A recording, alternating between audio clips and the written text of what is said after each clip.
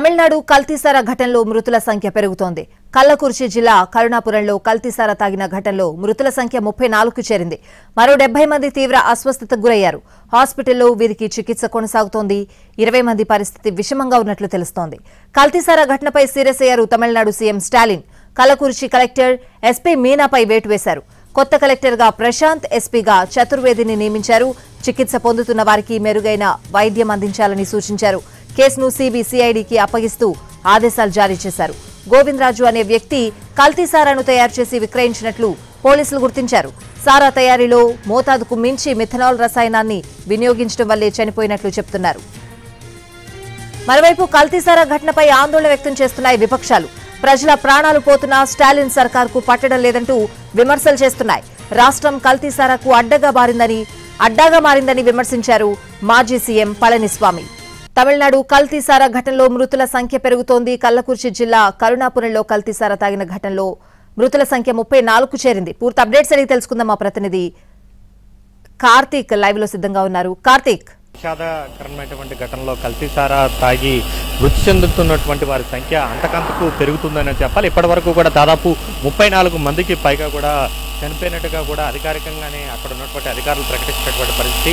So అత్యంత బాధాకరమైనటువంటి ఘటనగా కూడా చెప్పుకోవాలి. గతంలో ఎన్నడూ లేని బాధితుల సంఖ్య అంతకంతకు పెరుగుతూనే ఉంది. నిన్న రాత్రి వరకు కూడా 60 మంది ఉన్నటువంటి ఎవరైతే కల్తీసారా తాగినటువంటి బాధితులు అనారోగ్యానికి గురైనటువంటి వారు ఇప్పుడు ఆ సంఖ్య దాదాపు 110 వరకు కూడా వెళ్ళినటువంటి పరిస్థితి. వారందరూ కూడా ఏదైతే పాండిచ్చేరి మెడికల్ కళాశాలతో పాటు పక్కన ఉన్నటువంటి సమీప ఆసుపత్రుల్లో అన్నింటిలో కూడా చికిత్స పొందుతున్నారు. అందరి పరిస్థితి కూడా అత్యంత విషమంగా ఉందని చెప్పుకోవాలి. సో ఈ నేపథ్యంలోనే పూర్తి స్థాయిలో ప్రత్యేకమైనటువంటి మెడికల్ టీం అనేది కూడా అక్కడ పంపించడం కూడా జరిగింది.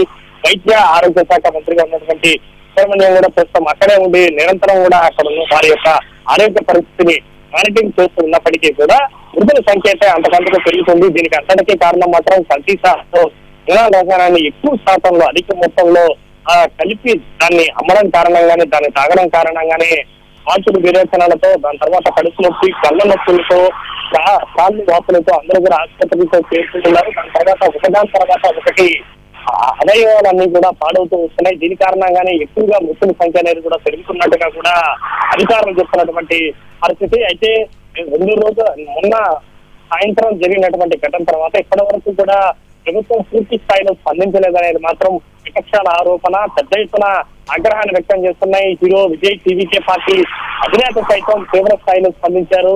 పూర్తి స్థాయిలో అత్యంత బాధాకరమైనటువంటి ఘటన. ఇది కేవలం ప్రభుత్వ నిర్లక్ష్యం కారణంగానే జరిగింది. అక్కడ ఉన్నటువంటి అధికారుల అలసత్వం కారణంగానే జరిగిందంటూ కూడా ఏదైతే హీరో విజయ్ కూడా ఆగ్రహాన్ని వ్యక్తం చేసినటువంటి పరిస్థితి.